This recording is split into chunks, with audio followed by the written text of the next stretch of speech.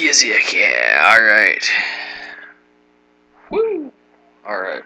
So we're doing something really cool tonight. This is the Two Oceans Malbec from South Africa here, 2011. Two Oceans referring to the Atlantic and the Indian Ocean, which crossbreeds and stuff over top of the Western Cape, right? So this is, the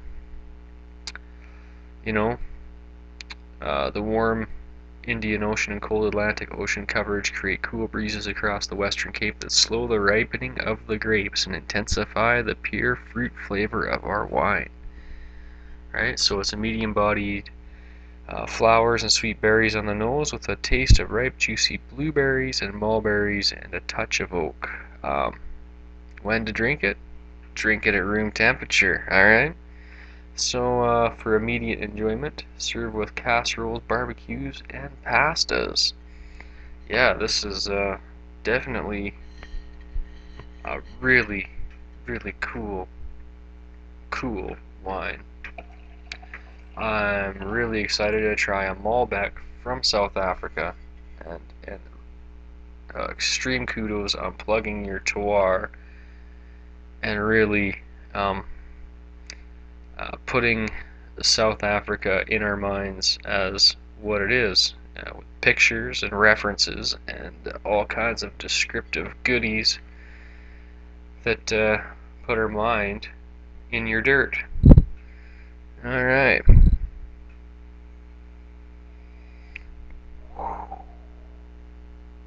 Serious. Fabulous aroma. This has been breeding for some time, and like I say, or like I'm gonna say, down there, serious. You're gonna open and you're gonna keep drinking this one. 2011 is 2014 now. This was a cheap price point. Not to take away from the quality of the wine in any way, it was just a super awesome bargain. So they have other wines as well as the Malbec. I can't remember what they were, but I went with the Malbec.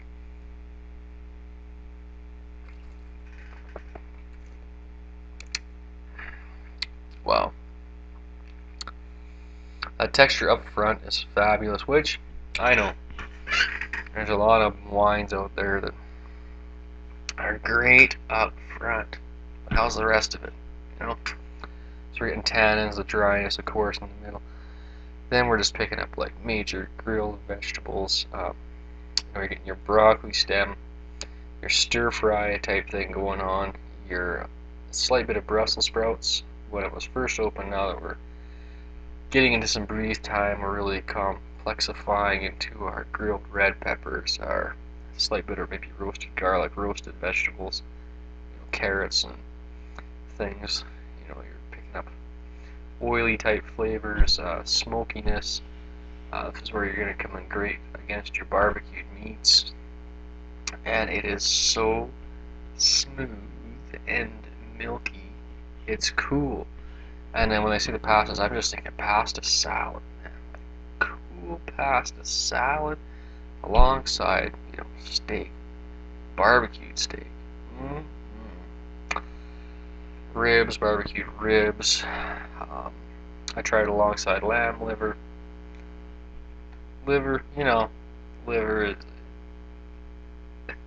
It's hard to put anything beside liver, right? But after your Malbecs, a mad-ass, raging donkey of a grape, it should do as well as anything beside liver, but I don't think anything can go quite up against liver and override it, you know what I'm saying?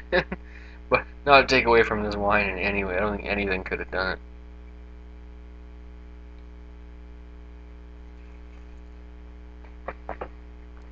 it. Yeah, you're still getting a badass acid uppercut at the end.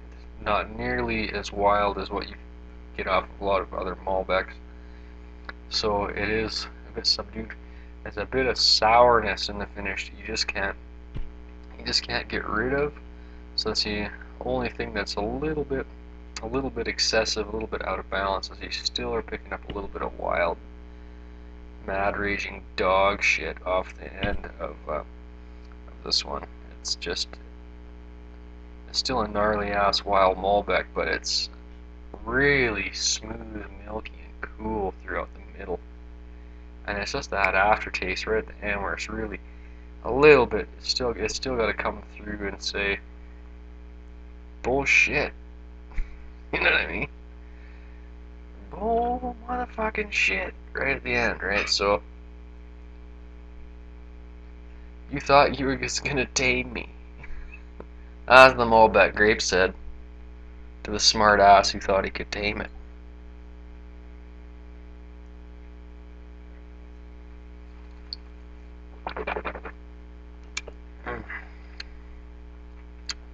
I don't know. There's this like Malbec phenomenon, maybe the Argentina, everyone was talking Malbec, Malbec, Malbec, right? Yeah, it is pretty cool. It's definitely cool. It's neat. But yeah, there's definitely some gnarly shit going on in the finish with most of these Malbecs, you know. So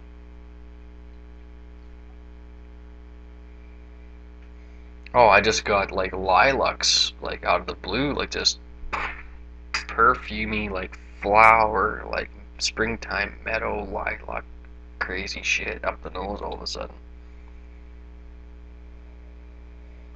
That came right out of the spiciness. I mean, this wine is just alive, it's maturing, it's moving around, it's a completely gnarly wild animal of a wine. It's doing all kinds of stuff as we're chewing through this bottle. Oh, you kidding me? Whoa, what was that? Where the hell did that come from? What's it doing now?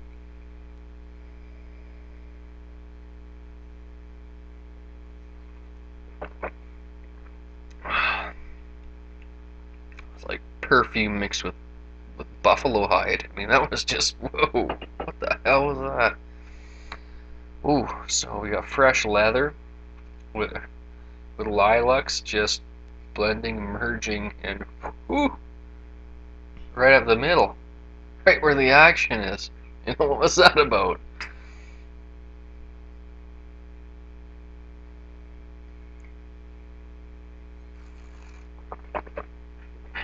Oh, and it just keeps getting smoother the more it breathes. Like the middle is expanding, the Malbec is being tamed. This is a rodeo. This is a freaking Malbec rodeo. This is what's going on. This is exciting, people. We're learning about geography as we drink this wine, and we are having a flavor extravaganza. I mean, this is the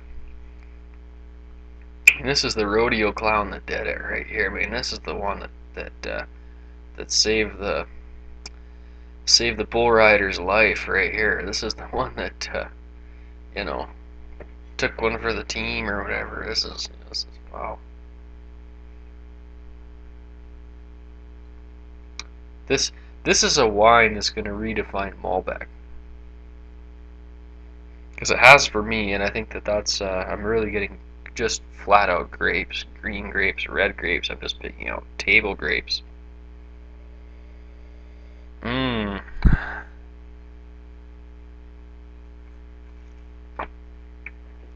So smooth.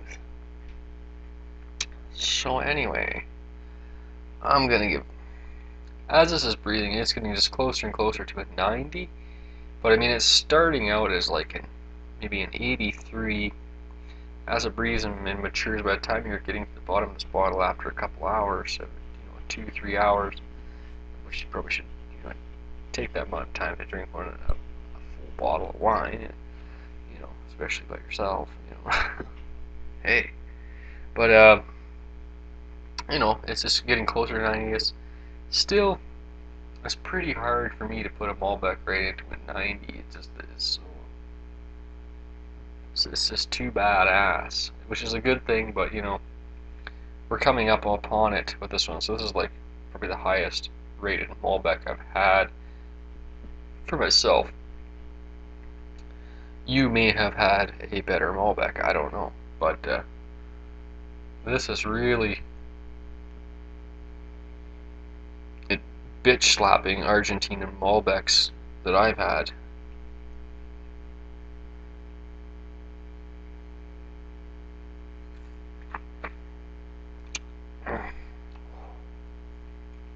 Insane. It's just there's a little bit of sourness on the end that's just holding it back from being a 90. But really impressed, really great price, and I highly recommend picking it up. The Malbec has graduated up a rung in the ladder for me, so really excited about this. Again, recommendation from Gary Vaynerchuk. Consciously think about your varietals and where they're coming from, and try to move on to new grape varietals and coming out of different places. There's a great video on YouTube about it, becoming a wine expert. Doing that, and you're learning a lot. I'm finding out that yes, excellent suggestion. So anyway, I'm gonna have to 88 this out of 90, or out of 100, sorry, 88. So highly recommend picking this up for the price, especially if you're a Malbec freak or whatever. Step outside Argentina, or maybe maybe somewhere else where you've been getting it. If you haven't tried this one yet, if you're into Malbecs, please give this one a shot. And I don't think you'll be that upset if you're in any way. So 88 out of 11, or sorry, 100. So I'm doing a wine review, right? So I gotta get up 100. Right? So Beerzerker, Zirkin Mad Beers and Wines. Bam! Digging this one. Super cool, right? Am I right? Alright. Woo! And I'm out.